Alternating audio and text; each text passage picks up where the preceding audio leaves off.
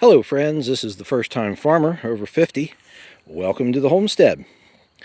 We are in the garden tonight. We've started planting, and this is what I was talking about a few months ago on a previous video. So here's the garden, 40 by 20 feet, so 800 square feet, not very big, but good enough to get me started for this year. These are all my buckets that I've been using. So the way this was done back in January was this was right over grass. So you see that grass there? That's what this looked like 3 months ago. Well, of course that was January and this is May, but you get the idea. So what I did was I came through here and I put down cardboard. And then on top of the cardboard I put down wood chips, which I received from Chip Drop. And the idea was just to let it lay here and percolate for 4 months until it was time to plant.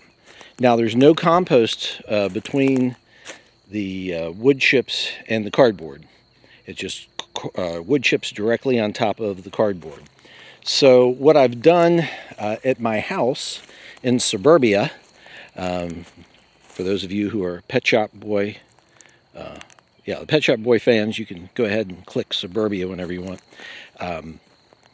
But what I did at my house in Suburbia was I made some compost. And I've also been making compost here on the farm, but the stuff that I had at home was in better shape. It's been sitting a long time, and it was ready to go. So I brought it out, several buckets of it, and what I did was I went through and I made trenches in the mulch, in the wood chips, and filled that with compost. So you can see there's 2 rows there. It's getting dark and I ran out of compost for tonight, so we'll come back and bring some more and start this again. But so I put the compost in the trenches, and then I went through and then seeded into the compost. And that's where we stand. Now, I'm not expecting a whole lot out of this year, but I needed to get it started. I'm expecting that the wood chips will break down during the course of this summer and over winter this year, and then next year it'll be in much better shape, but you got to get started somewhere. And the compost will help also bringing in all the different bacteria and fungi and whatever is in there to help break down the rest of this stuff as well. So I've put in beans and some corn so far. And there'll be more beans and corn coming, because beans and corn are 2 of my favorites. I thought about doing beans and corn and squash, the 3 sisters, but quite frankly, I don't like squash, so that's not happening. Got a lot of other things to put in.